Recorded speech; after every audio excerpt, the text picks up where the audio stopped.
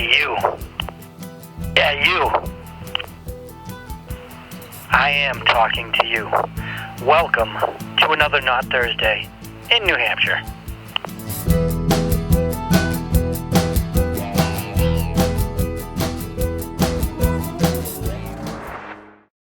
Hey everybody, today is a good day. You know why?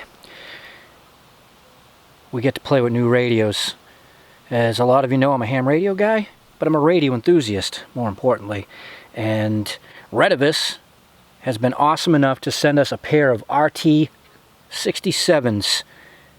FRS radios. These are 16 channels, license-free use, general use, so using them out in the woods, out at campgrounds, you're going shopping, driving somewhere, whatever the case, you can buy them, use them right out of the box. And speaking of right out of the box, obviously you get the radio with battery, a nice belt clip which is narrow enough to fit in the molly on your pack.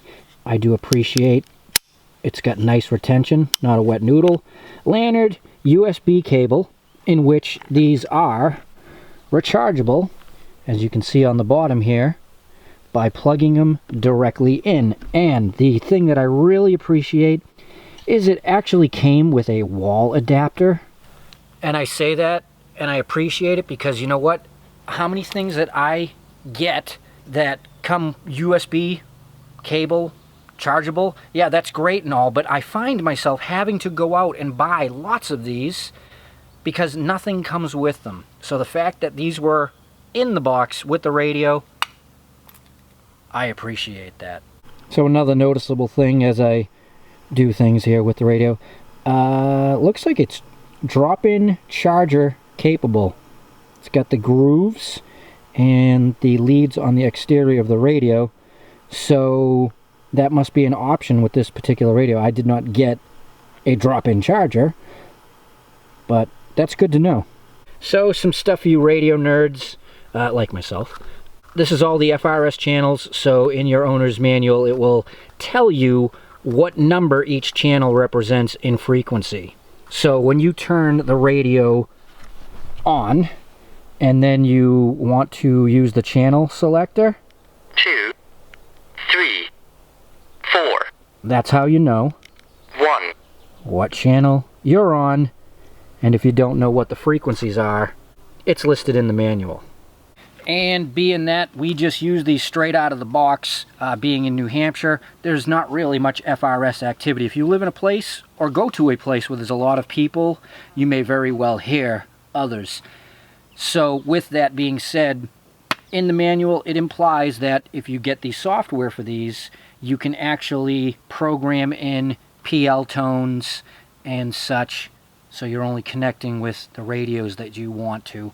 And also, I read in the manual that you can program it so you can make the radio scan all 16 channels. But again, you have to do that with software.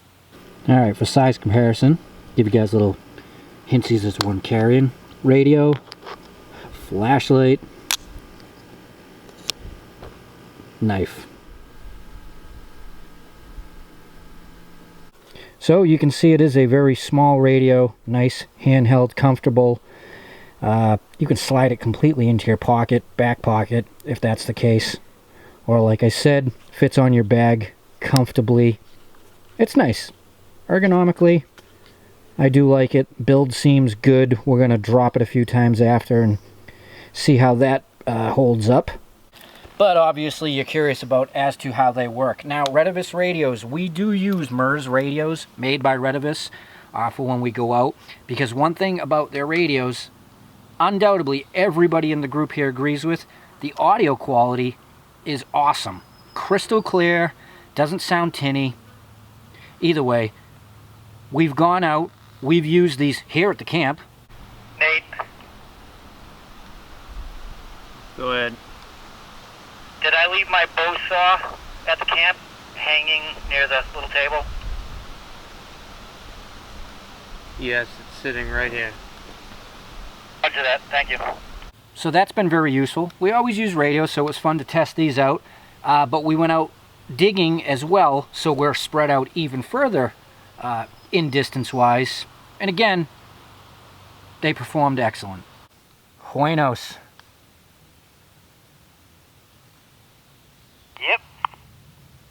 Hey, I'm out on the road. Ask Dame how far of a hike it is actually up to the next site. It's about a mile. Wow, so it's a mile in between? Roger that. And I'm looking down the bottom of this old road. Is that wet down there? Yeah, a little bit. Alright, yeah, definitely. If it's a mile, we'll save it for the next video. Wow, that's quite a gap. The continuum gap. Roger that. So, your standard setup, you've got your power 1 and volume knob all in one. You've got your press to talk, and then you've got a monitor button, which breaks the squelch if the signal is weak coming in on the receive. And then this orange button here, you've actually got a little LED flashlight. It's actually got a little bit of workingness to it. No, it's actually not bad. And at this point, I've had these now almost 2 weeks, and I still haven't charged them. We've used them intermittently, but they've been on, on standby, seems like for days. Either way, the battery life has been really good. Now, being it is a small radio, it puts out 500 milliwatts of audio. That's 1/2 watt.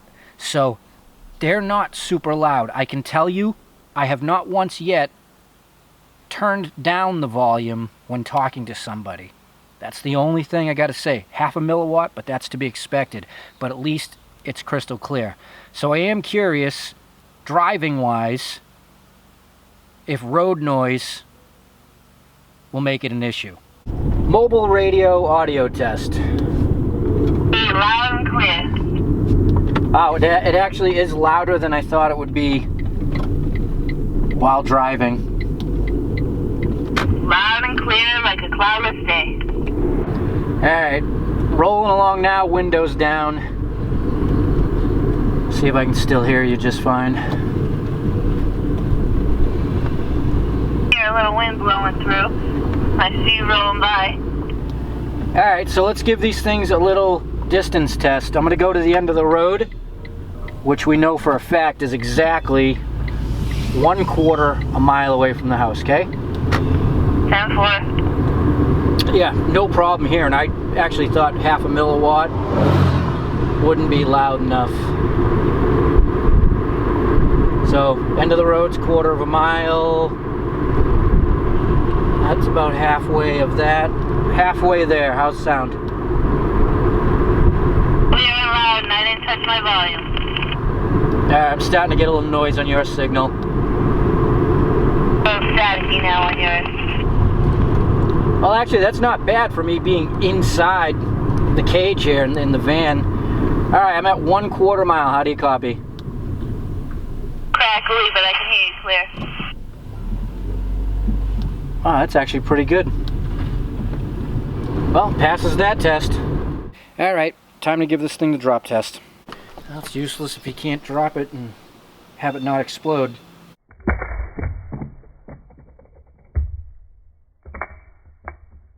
Battery popped off.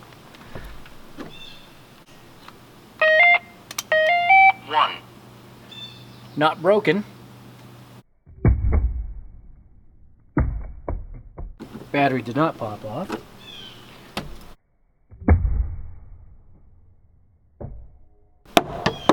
Battery did not pop off. No real scuffs or anything. As I was preparing to do this, I was talking about the audio, which, again, it's reasonable for its size.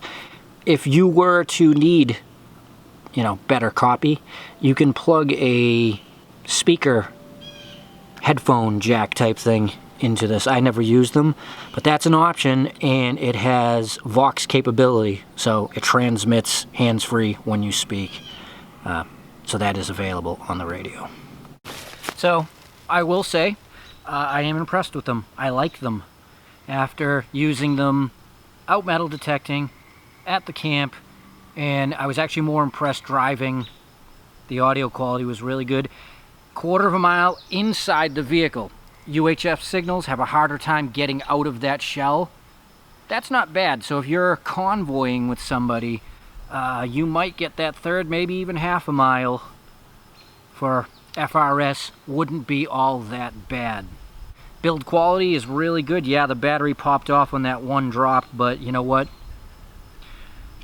It didn't break.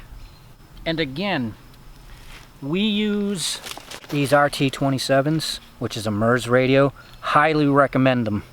See the size of it? It's a dedicated multi-use radio service radio. They run a bit more power than this. I will link the video at the end so you guys can check these out. And I will link down below where you can check out, well, either radio if it's something you're interested in. Anytime you click those links, it helps the channel, and I appreciate that. So thank you, Retevis. Thank all of you. I will see you soon, and until next time, enjoy your knot. Thursday.